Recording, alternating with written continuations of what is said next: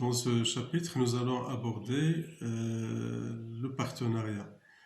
Le partenariat, c'est un ingrédient incontournable de toute démarche communautaire et aussi c'est une composante fondamentale dans le domaine de la santé publique et de la santé communautaire.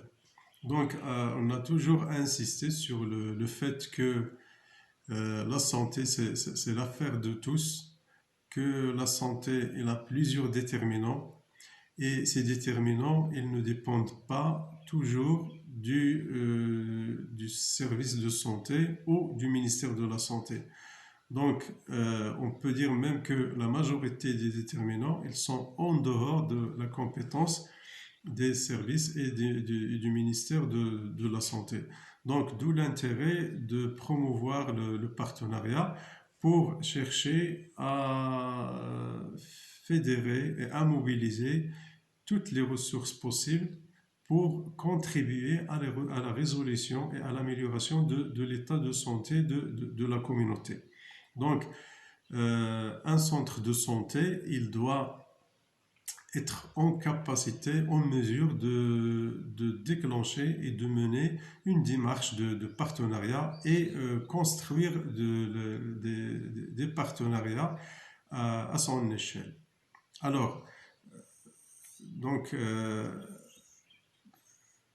plusieurs acteurs peuvent être utiles, peuvent être impliqués dans un projet communautaire, dans un projet de santé communautaire, dans un centre de santé. Il y a bien sûr la population, il y a les services de l'État, les collectivités locales, les services extérieurs, les associations locales, les coopératives, les autres services extérieurs comme l'éducation nationale, la jeunesse et sport, etc. Donc plusieurs services extérieurs.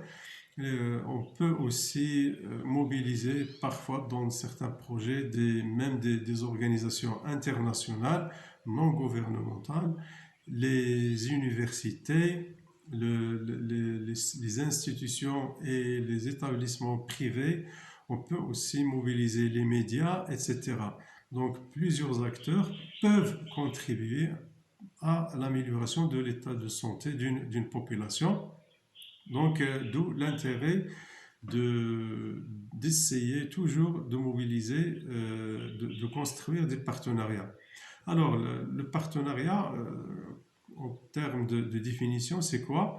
C'est une relation entre deux parties prenantes, ou même plus, au moins deux parties prenantes, qui vont se mettre d'accord pour réaliser quelque chose ensemble. Donc, ils vont mettre en commun leurs efforts pour essayer d'atteindre un objectif ou réaliser une activité particulière.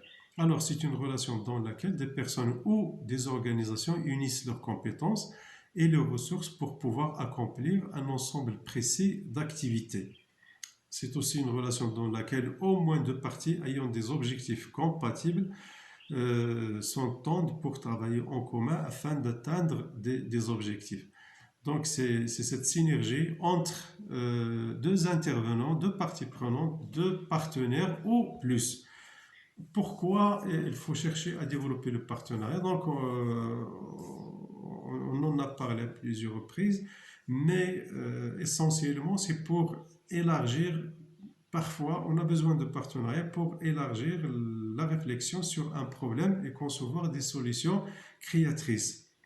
Bien sûr, quand on fait impliquer plusieurs partenaires, on a plusieurs idées, on a plusieurs regards croisés sur le problème en question. Donc, on a une panoplie de solutions et pas uniquement une seule solution. Quand on cherche le partenariat, on cherche à mobiliser des ressources supplémentaires. Et bien sûr, pourquoi? Pour maximiser, pour augmenter l'ampleur et l'impact des interventions. Bien sûr, quand on intervient seul sur un projet, on intervient avec nos ressources propres. quand on mobilise des ressources supplémentaires des autres partenaires, donc automatiquement, on va augmenter l'impact et les bénéficiaires de ce projet. Aussi, l'une des utilités du partenariat, c'est que on va apprendre dans un partenariat, on apprend beaucoup de choses des autres partenaires. Quand on implique par exemple un service comme l'agriculture, etc., dans un projet de santé, donc le service de l'agriculture, il est directement impliqué dans des questions en rapport avec la santé. Donc, son regard sur la santé, il va nous apprendre beaucoup de choses et cet échange, il est très utile pour les deux services. Aussi, l'un des intérêts du partenariat, c'est que ça peut permettre aussi d'assurer la durabilité dans le temps d'un certain nombre de projets et des interventions. Alors, un partenariat réussi et durable, il a un certain nombre de critères.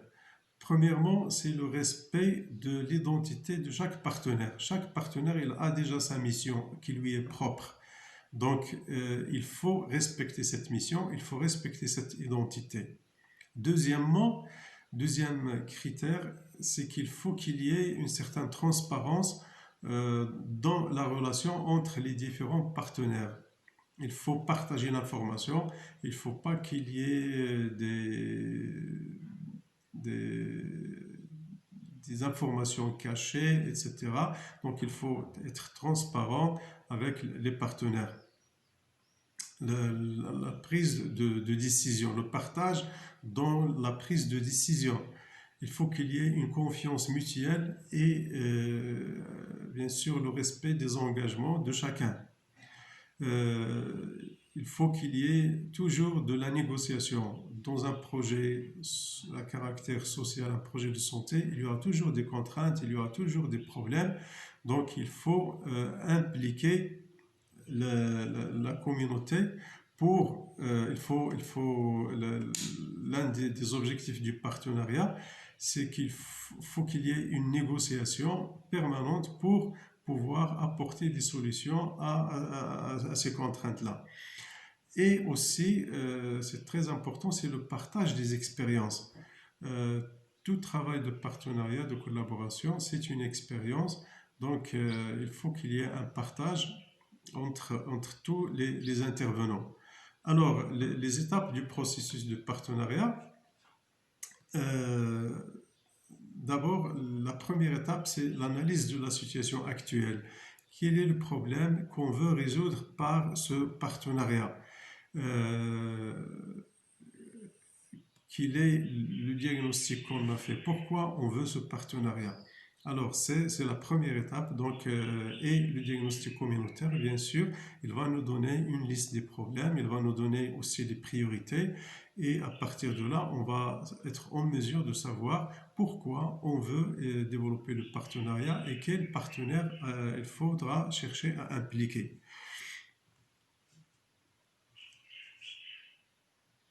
Deuxième étape, c'est d'identifier les défis, c'est-à-dire les objectifs qu'on veut réaliser, les résultats qu'on voudrait atteindre. Alors, c'est quoi le résultat? Bien sûr, il faut le définir avec les partenaires, mais il faut déjà avoir une idée sur ce qu'on veut atteindre en matière de santé. Est-ce qu'on veut, par exemple, améliorer l'utilisation d'un service? Est-ce qu'on veut réduire la mortalité, réduire la morbidité, réduire la fréquence, etc. d'un problème pathologique, ou bien améliorer les connaissances de la communauté, etc. Alors, et à partir de là, on va pouvoir établir une liste, une carte, on l'appelle une carte des partenaires, une carte des partenaires potentiels qui peuvent être impliqués, qui pourraient être impliqués dans ce projet-là de santé.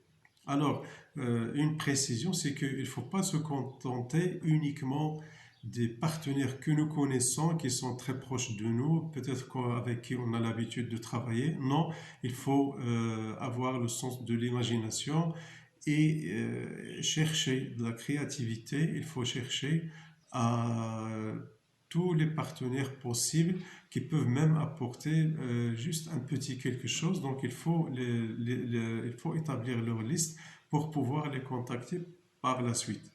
Alors, à partir de là, une fois qu'on aura identifié ces partenaires potentiels, on va les contacter et à partir de là, on va pouvoir définir les objectifs de notre partenariat. C'est-à-dire, avec chaque partenaire, on va décrire ce qu'on veut atteindre et quels sont les engagements de chacun. Alors, parfois, il s'agit d'un partenariat bilatéral entre deux partenaires et parfois, il s'agit d'un partenariat multipartite entre plusieurs partenaires en même temps. Donc, ils vont tous se mettre autour d'une table et rédiger ce partenariat et se mettre d'accord sur ce quoi ils veulent travailler ensemble.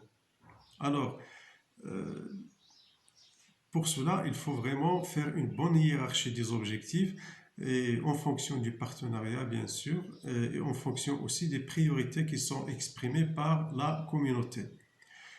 Et à partir de là, on va établir un plan d'action pour la mise en œuvre du partenariat et choisir les partenaires, décider avec qui nous allons travailler en fin de compte pour pouvoir formaliser le partenariat et signer notre convention de partenariat. Je vous propose ici un outil, c'est un tableau en 3 colonnes qui va nous permettre de dresser d'abord cette liste de partenaires potentiels, donc la liste des partenaires prioritaires, ce que nous faisons maintenant avec ce partenaire et ce que nous voulons faire avec le partenaire après dans le projet communautaire. Et l'étape 6, on va définir la façon avec laquelle on va aborder notre partenaire. Alors, on ne peut pas aborder tous les partenaires de la même façon. On ne peut pas aborder un président d'une association que peut-être c'est un ami à nous qu'on voit chaque jour, avec qui on peut aller prendre un café et discuter de notre projet. Comme on va aborder peut-être le président de la commune, qui est une personnalité qui est élue, qui représente toute la population de la commune, etc. Donc, qui a sa place dans le système, etc. Donc, il faut avoir cette diplomatie d'aborder chaque partenaire avec la façon qu'il faut, avec le moyen qu'il faut, bien sûr. Parfois, c'est juste un contact direct peut apporter la solution.